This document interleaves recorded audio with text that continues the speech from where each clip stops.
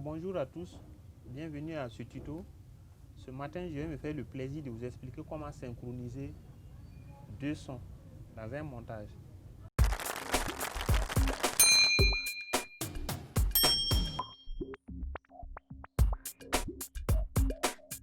Synchroniser deux sons dans un montage.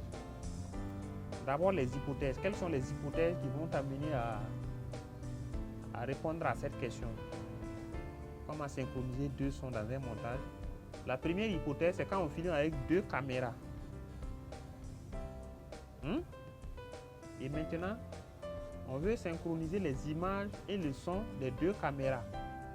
Mais c'est le son d'une seule caméra qu'on va garder. Mais on va garder l'image de chaque caméra. Vous voyez un peu? Ça, c'est la première hypothèse. La deuxième hypothèse, c'est quand on a enregistré le son à part avec un enregistreur indépendant. Et il y a une caméra aussi qui a filmé image et son indépendamment. Comment faire maintenant pour synchroniser l'image et le son de la caméra avec le son que l'enregistreur externe a enregistré? La troisième hypothèse, c'est quand tu as filmé une image sans le son.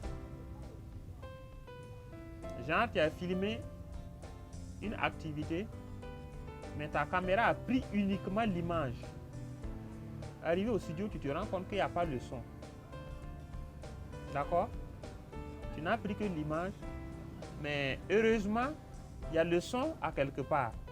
Soit c'est toi-même qui as enregistré le son, soit un ami a enregistré le son ou le son de la cérémonie, et tu veux synchroniser maintenant le son et l'image.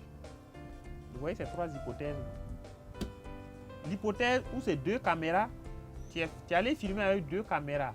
Il y a le champ, le contre-champ, il y a une caméra qui prend le public, une autre caméra qui prend le présidium, n'est-ce pas? Genre une conférence.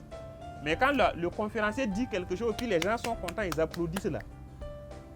Ça doit coïncider avec le public applaudit, ça doit coïncider avec la parole que le conférencier a dit.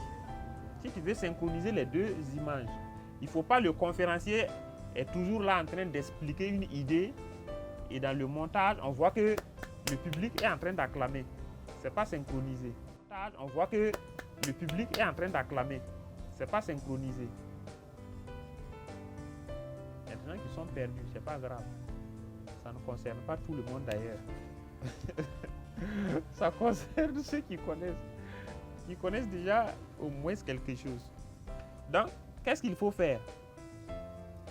La première chose à faire dans la première hypothèse et la deuxième hypothèse d'ailleurs, c'est le son seulement qu'on regarde.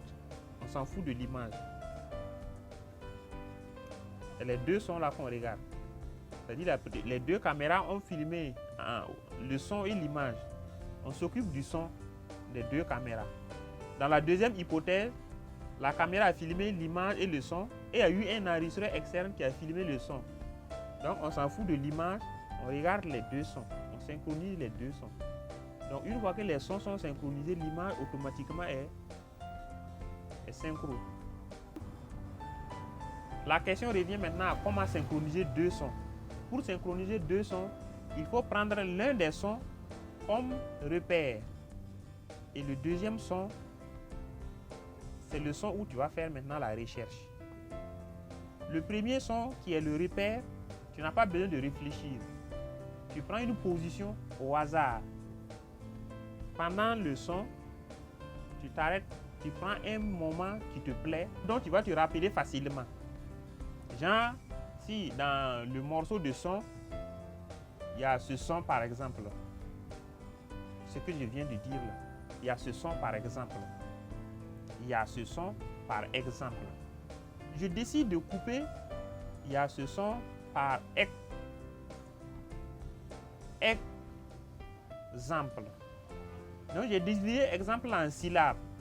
Dès que j'entends ex, je coupe. Et la suite de la phrase exemple. Hein? Donc je coupe au hasard, je m'arrête à X. Ça, c'est mon repère. Maintenant, je viens dans le son du 2, qui sera sur ma piste 2. Je dis qu'il y aura un tuto pour la pratique. Ça, c'est la théorie, n'est-ce pas? Je viens dans mon son 2 et je recherche la même phrase, le même mot, la même syllabe. Je cherche en écoutant. Je commence au début et puis j'écoute jusqu'à ce que je trouve la même phrase. Parce qu'on peut utiliser exemple dans une autre phrase. Hein. Voilà. Je trouve ma phrase, je trouve mon mot, je trouve ma syllabe. Je coupe comme j'ai coupé de l'autre côté. Donc les deux coupures là, la nouvelle coupure que je prends, je peux décider de supprimer le son qui est avant exemple, X. Ou bien je peux décider de supprimer le son qui est après. D'accord?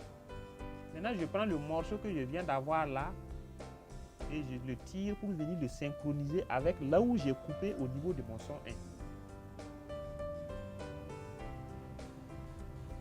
Je tire le morceau que je viens de chercher, trouver dans mon son 2 là. Je le tire pour venir le synchroniser avec là où le niveau où j'ai coupé mon son 1. Et c'est fini. Dès que tu as déposé au même niveau que tu as coupé, tu peux étirer à gauche ou à droite maintenant. Le son qui va à gauche est synchronisé et le son qui va à droite aussi est synchronisé.